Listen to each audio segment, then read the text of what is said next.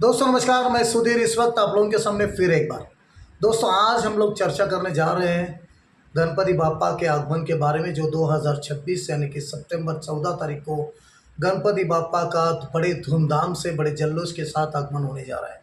दोस्तों आज मैं बस आपको एक सजेशन देना चाहूँगा, जो गणपति बापा के आगमन के टाइम में जो हम लोग उसके लिए जो पंडाल बनाते हैं, जो उसका राजगद्दी बनाते हैं, उसके बारे में आपको कुछ सजेशन मेरे तरफ से।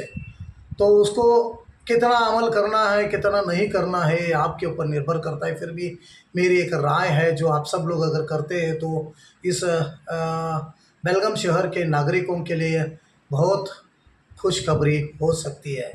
क्योंकि जब हम लोग पंडाल को डालते हैं तो सारे के सारे जो छोटे मोटे गली मोहल्ले में पंडाल के वजह से ट्रैफिक को तकलीफ़ होती है और बहुत सारे प्रॉब्लम्स होती है। उसके लिए एक छोटा सा तरीका मैं आपके सामने बताना चाहूँगा। जो गणपति का जो स्टेज हम लोग डालते हैं, उस स्टेज को थोड़ा सा ऊपर यानी कि 10 फुट या 8 फुट तक ऊपर स्टेज बनाकर अगर नीचे का रास्ता खुला रखते हैं तो सारे के सारे लोगों को जाने के लिए आने के लिए रास्ता होगा। और हमारे जो गणपति बापा महाराज जो है वो बड़े शान से दूर से भी दिख सकते हैं।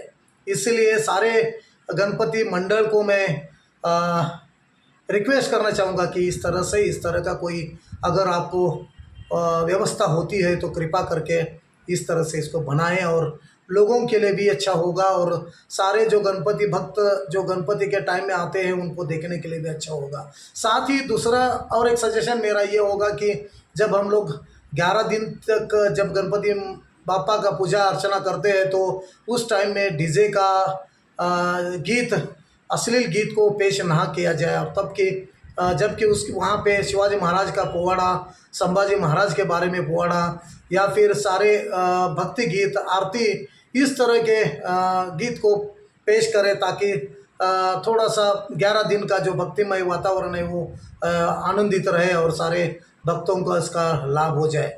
तीसरी बात, जब भी गणपति आगमन की शुरुआती में जो डीजे वगैरह बजाते हुए आते हैं या विदाई के टाइम में डीजे का इस्तेमाल किया जाता है, उसको रोक के वाद्य या लेजिम या ढोल ताशा का इस्तेमाल करें। क्योंकि डीजे के जो बजाने से बुज़ुर्गों को हार्ट अटैक की संभावना होती है और बच्चों के लिए बहरे होने के चांसेस ज़्यादा रहते हैं, क्योंकि जो आवाज़ होता है उस आवाज़ से बच्चों के कान के पर्दे फट जाते हैं। कृपा करके ये सारी चीज़ों को ध्यान रखकर गणपति का आगमन कीजिए और हमारे हिंदुस्तान के संस्कृति को बचाए रखें।